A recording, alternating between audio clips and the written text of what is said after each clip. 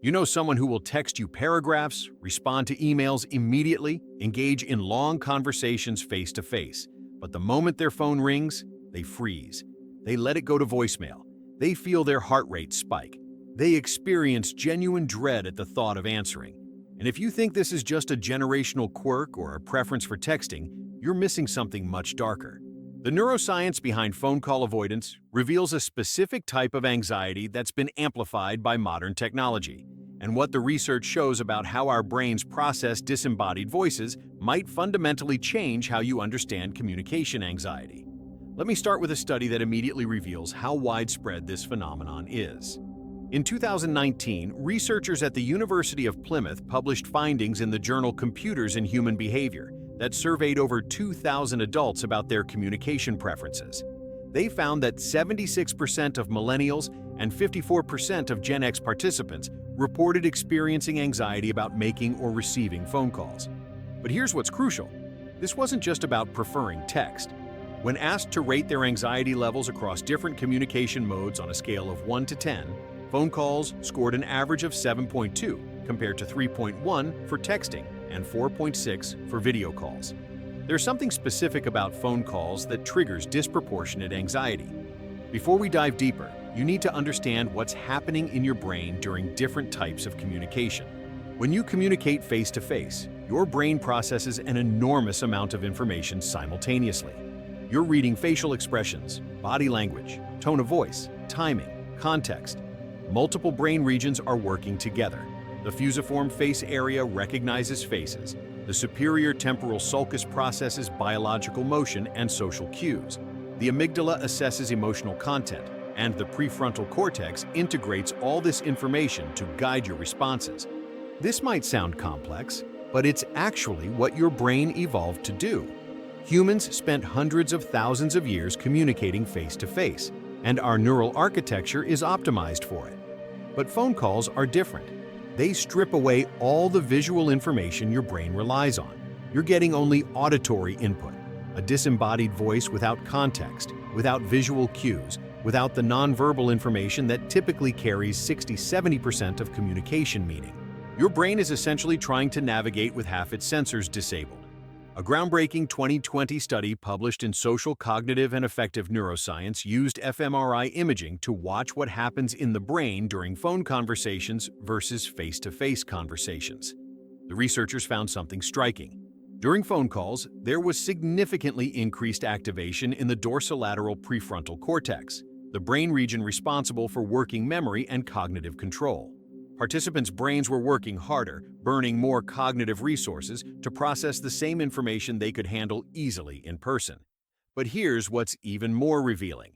During phone calls, there was also increased activation in the anterior cingulate cortex and the insula, brain regions associated with uncertainty, error detection, and discomfort.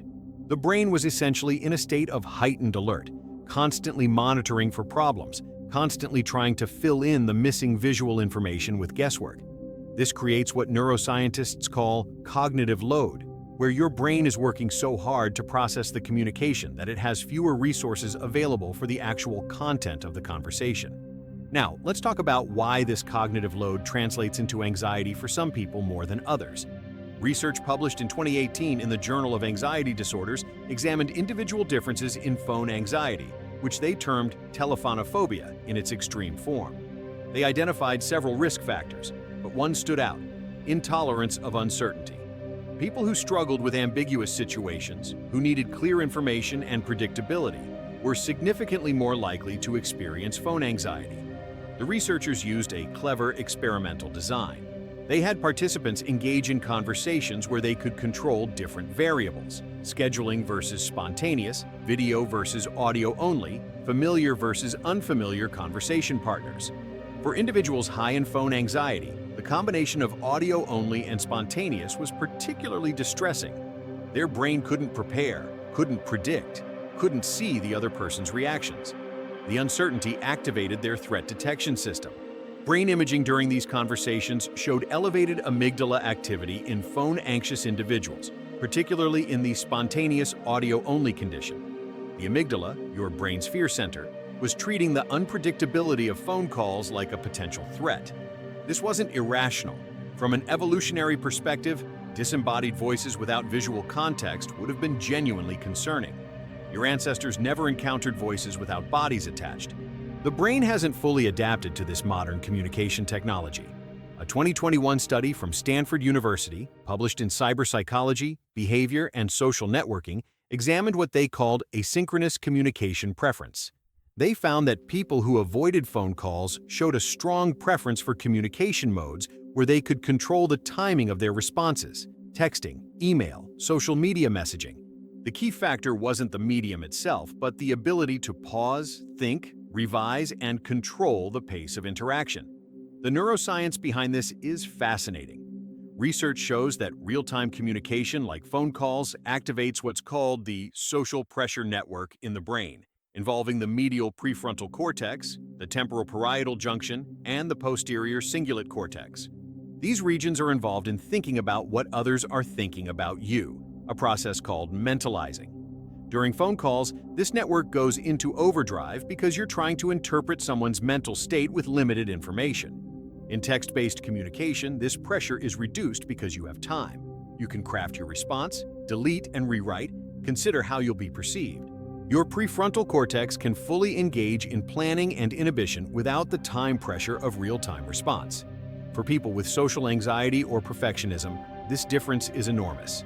Phone calls feel like performing without a script, while texting feels like writing and editing before anyone sees your work. Let me introduce you to research on what's called spotlight anxiety, published in 2019 in the Journal of Social and Clinical Psychology. The researchers found that phone calls create a unique form of attentional focus, where you can't see the other person, but you're hyper-aware that they're focusing entirely on you and your voice. In face-to-face conversation, attention is distributed across multiple channels. On a phone call, there's nowhere to hide. Every pause, every stumble in speech feels magnified because it's the only information being transmitted. The study used experience sampling where participants rated their anxiety levels during various communication modes throughout the day. Phone calls consistently produced the highest anxiety ratings, and qualitative interviews revealed why. Participants described feeling trapped once a call started, unable to escape or control the situation, hyper-aware of every word they spoke, terrified of awkward silences. One participant described it as being on stage with a spotlight, but you can't see the audience and don't know the lines. Brain imaging confirmed this subjective experience. During phone calls, phone-anxious individuals showed increased activity in regions associated with self-focused attention and performance monitoring. They were essentially experiencing a form of performance anxiety, similar to public speaking fear, but triggered by something as mundane as answering the phone. Now let's examine the role of modern technology in amplifying this anxiety. A comprehensive longitudinal study published in 2020 in Developmental Psychology followed adolescents from 2010 to 2020, tracking their communication habits and anxiety levels as smartphones and texting became ubiquitous. What they found was striking.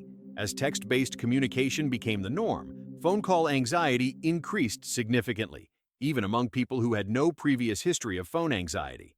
The researchers proposed what they called skill atrophy through disuse.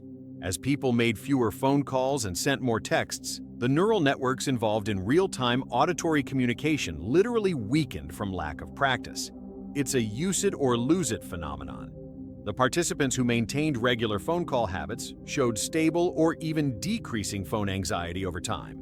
Those who primarily texted showed increasing anxiety about phone calls, creating a vicious cycle. Avoiding calls made calls more anxiety-provoking, which led to more avoidance. A 2019 study in Computers in Human Behavior examined this cycle more closely using what they called communication avoidance spirals. They found that each time someone avoided a phone call and used text instead, their brain's prediction model updated. Phone calls are difficult, dangerous. Texting is safe. The avoidance provided immediate anxiety relief, which reinforced the behavior through negative reinforcement. Over time, even the thought of a phone call would trigger anticipatory anxiety. The researchers measured cortisol levels before and after communication tasks. For phone-anxious individuals, cortisol spiked significantly in anticipation of phone calls but remained elevated afterward, a pattern suggesting the brain was treating phone calls as ongoing threats rather than completed challenges. In contrast, after sending texts, cortisol dropped below baseline, indicating relief. The body was literally learning that avoidance equals safety. Let's talk about the social consequences of phone avoidance, because this isn't just about personal discomfort. Research published in 2021 in the Journal of Social and Personal Relationships examined how phone avoidance affects professional and personal relationships. They found that people who avoided phone calls were perceived as less reliable, less committed to relationships, and less professionally competent, even when they were highly responsive via text and email. The study included a clever component where they had managers rate employee competence based on communication style. Employees who took phone calls were rated 23% higher on leadership potential compared to those who primarily communicated via email, even when the actual work quality was identical. There's a persistent social belief that willingness to engage in real-time, voice-based communication signals confidence and competence. Phone avoidance, regardless of the reason, carries social penalties. Research on attachment styles provides another crucial perspective. A 2020 study published in Attachment and Human Development found that individuals with anxious attachment were more likely to prefer text communication and avoid phone calls. The researchers proposed that phone calls, with their inherent unpredictability and inability to review and edit responses, triggered attachment-related fears of saying the wrong thing or being rejected. Brain imaging showed that when anxiously attached individuals received unexpected phone calls, there was heightened activation in the amygdala and reduced connectivity between the prefrontal cortex and limbic system. Their fear response was activating without adequate regulation. The phone ring itself had become a trigger for attachment anxiety, with the brain asking, "Who's calling? What do they want? Am I in trouble? Are they angry?" A particularly illuminating study from 2019, published in Emotion, examined what happens physiologically during the moment a phone rings. Using continuous physiological monitoring, the researchers captured heart rate, skin conductance, and cortisol in phone-anxious versus non-anxious individuals at the exact moment of an incoming call. In phone-anxious individuals, there was an immediate spike in all stress markers, occurring within 2 to 3 seconds of the ring. What's striking is that this physiological response happened before conscious awareness. The participants' bodies were responding to the phone ring as a threat before they consciously decided they were anxious. This suggests that phone anxiety, for many people, isn't a cognitive choice, but a conditioned physiological response. The sound of a ringing phone has been associated with enough negative experiences or enough uncertainty that it triggers an automatic stress response. Now let's examine research on the specific content of phone anxiety thoughts. A 2021 study in cognitive therapy and research used thought sampling during phone-related anxiety, asking participants to report exactly what they were thinking when they felt anxious about calls. The researchers identified several recurring cognitive patterns: fear of not knowing what to say, fear of awkward silences, fear of mishearing or being misheard, fear of the call going on too long, fear of not being able to end the call politely, and fear of saying something stupid that can't be taken back. What's crucial is that many of these fears are specific to the phone medium. In face-to-face conversation, awkward silences are less noticeable because there are visual cues to fill the space. In texting, you can take time to think of responses. Phone calls occupy this uncomfortable middle ground. Real-time like face-to-face but without visual information, synchronous like in-person but disembodied. It's as if the brain finds this hybrid format particularly difficult to process. Research on working memory provides insight into why phone calls might be especially taxing for some people. A 2020 study published in Applied Cognitive Psychology found that phone conversations require significantly more working memory resources than face-to-face conversations. The researchers measured working memory capacity and found that individuals with lower working memory capacity experienced more difficulty and anxiety during phone calls. The reason is that without visual cues, your working memory has to hold more information. The exact words said, the tone used, the context, your planned response, all while continuing to listen to new information coming in. In face-to-face conversation, visual cues provide redundant information that reduces the load on working memory. On the phone, everything has to be held in auditory memory alone, which is more limited and more effortful. Let's examine the role of perfectionism in phone anxiety. A 2019 study in the Journal of Obsessive Compulsive and Related Disorders found a strong correlation between perfectionism, particularly socially prescribed perfectionism and phone avoidance. Perfectionists experienced phone calls as high-stakes performances where mistakes would be immediately noticed and couldn't be corrected. The real-time, uneditable nature of phone communication was fundamentally incompatible with their need for flawless presentation. Brain imaging revealed that perfectionistic individuals showed heightened activation in the anterior cingulate cortex during phone calls, indicating increased error monitoring. Their brain was in a constant state of evaluation, checking for mistakes, monitoring performance, generating anxiety about whether they were saying the right things. This level of self-monitoring is exhausting and makes natural conversation nearly impossible. Research on generational differences provides important context. A 2020 meta-analysis published in Psychological Bulletin analyzed 87 studies spanning 3 decades of communication technology. They found that phone anxiety has increased dramatically since 2007, coinciding with the rise of smartphones and text-based communication. But the increase wasn't uniform across age groups. People who grew up primarily using phones for calls showed stable, low anxiety. People who grew up with texting as their primary mode showed significantly higher phone anxiety. The researchers proposed a critical period hypothesis. There may be a developmental window during adolescence when the brain is particularly plastic for learning communication norms. If that window occurs during a time when texting is dominant, the brain optimizes for asynchronous text-based communication and finds synchronous voice communication more challenging. It's not that younger generations are more anxious overall. Their anxiety is specifically calibrated to a communication mode they didn't grow up practicing. A fascinating 2021 study published in Nature Human Behavior examined what happens in the brain when phone-anxious individuals are forced to make calls regularly. The researchers had participants make at least 3 phone calls per day for 30 days, with brain imaging before and after the intervention. The results showed neuroplastic changes, increased gray matter in the superior temporal gyrus, which processes auditory information, and increased connectivity between the auditory cortex and the prefrontal cortex.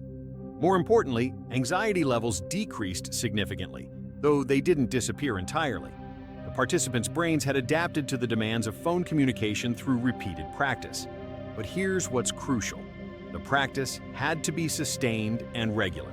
Participants who dropped back to primarily texting after the study ended showed increases in phone anxiety within weeks. The neural adaptations required maintenance. Research on avoidance behavior in general provides a broader framework. A 2019 study in Behavior Research and Therapy found that avoidance is one of the primary maintainers of anxiety across all anxiety disorders. Every time you avoid something you fear, you get immediate relief, which reinforces the avoidance. But you also prevent yourself from learning that the feared outcome is unlikely or manageable. This creates what researchers call safety behaviors that keep anxiety alive. For phone anxiety, common safety behaviors include screening calls, letting everything go to voicemail, only calling when you can script out exactly what you'll say, only talking to close friends or family, avoiding calls in public where others might overhear. These behaviors provide short-term relief, but maintain long-term anxiety by preventing the brain from updating its threat model. Let me share research on the professional consequences of phone avoidance. A 2020 study, published in the Journal of Vocational Behavior, tracked early career professionals over 5 years, assessing their communication habits and career outcomes.